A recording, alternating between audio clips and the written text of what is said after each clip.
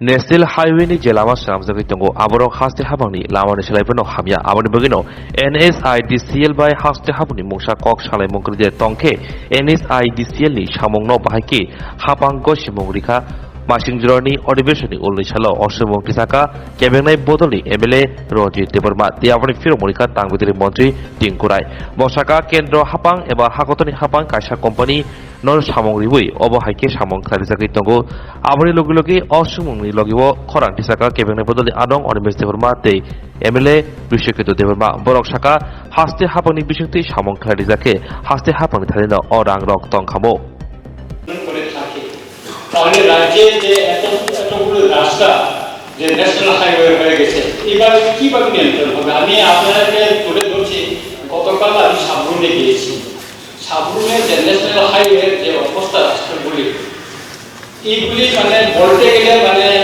আমাদের রাজ্য সরকারের যে রাস্তা তার থেকে অনেক খারাপ অবস্থায় পড়ে আছে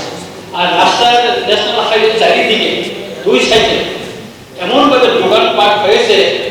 যেটা মানে ন্যাশনাল হাইওয়েকে ব্লক করার মতো হয়ে গেছে ঠিক তেমনি ক্ষয় থেকে যে আগরতলা পর্যন্ত যেগুলি ন্যাশনাল হাইওয়ে ইতিমধ্যে কাজ সম্পূর্ণ হয়ে গেছে সেখানে চারিদিকে দুপাশে অনেক বাড়িঘর অনেক দোকানপাট হয়ে গেছে এবং ইদানিং রংপুরে কয়েকটি দুর্ঘটনা ঘটেছে মানে স্পিকার স্যার সুতরাং এটা যদি রাজ্য সরকার যদি নিয়ন্ত্রণ না করে এবং কেন্দ্র সরকারের হাতে থাকে তাহলে এই সমস্ত রাস্তার কাজ এবং যে বর্তমানে যে রাস্তার দুপাশে যে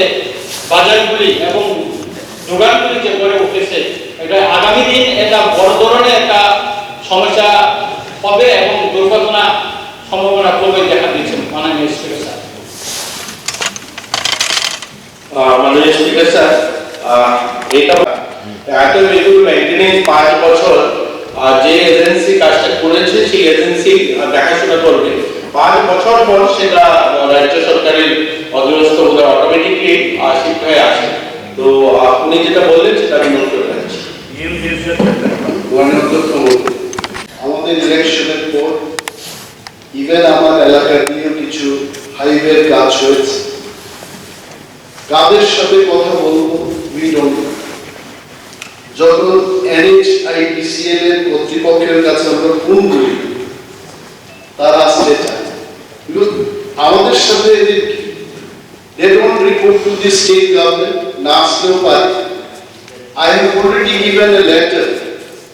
to the Ministry of বলতে Ministry of Road Transport and Highways এখানে আমাদের রাজ্যে আমাদের অলরেডি PWD NH একটা বিল আছে কোথায় কোথায় তার ডিভিশন অফিস আছে আগরতলা কুমারঘাট এবং বাইকরোড এই তিনটি ডিভিশন অফিসে যারা ইঞ্জিনিয়াররা কাজ করছে তাদের হাতে কোনো কাজ এবং আমরা বেতন দিয়ে যাচ্ছি এই তিনটা ডিভিশনের মাধ্যমে আমার জানা মতো অনলি 2 ন্যাশনাল হাইওয়েজ এর কিছু কিছু কাজ এরা করেছে একটা কাজ কোথায় করেছে আমবাসা থেকে মুঙ্গিয়াগামী 21.8 কিলোমিটার চুরাইবাড়ি থেকে কুমারঘাট অ্যারাউন্ড 54 কিলোমিটার এই রাস্তার কাজ বাদ দিলে PWD NH লিমিটার কোনো কাজ নেই তারা কর্মহীন হয়ে বসে আছে আমি জানি না ভারতবর্ষের মধ্যে ন্যাশনাল হাইওয়ে কাজ করার 4টা অর্গানাইজেশন আছে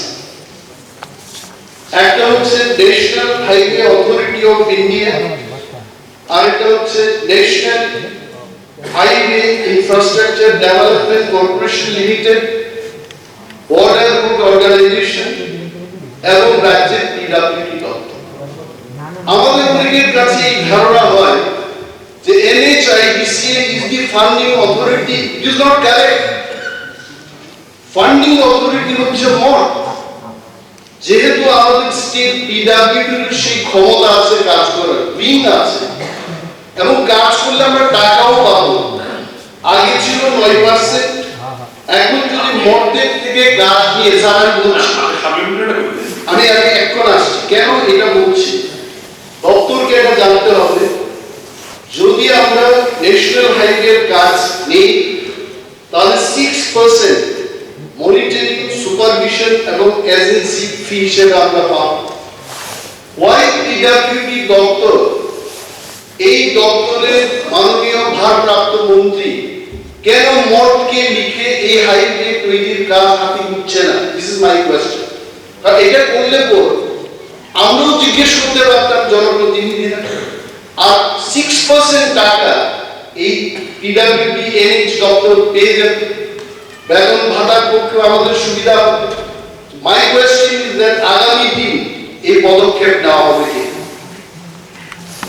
সেটা আমরাও চাইছি যে রাজ্য সরকার অধীনে কাজটা করলে ভালো হবে, কিন্তু সেটারও কিছু, যেহেতু কেন্দ্রের একটা সংস্থা রয়েছে, তাদের এজেন্সিগুলো রয়েছে, তারাও চায় করতে। আমাদের স্টেট ন্যাশনাল হাইওয়ে অথরিটি রয়েছে, তারা তাদের সঙ্গে কোঅর্ডিনেশন করে, আপনি যেটা বলছিলেন যে কাজটা কি করে হয় বা মনিটরিংটা কারা করে, যেহেতু কেন্দ্রের যেহেতু এজেন্সিগুলো করে, আমাদের স্টেট ন্যাশনাল হাইওয়ে অথরিটিও রয়েছে, তারা তাদের সঙ্গে কোঅর্ডিনেশন করে কাজগুলো করে। আমি কেন বললাম এই কথা? আসাম, মণিপুর সঙ্গে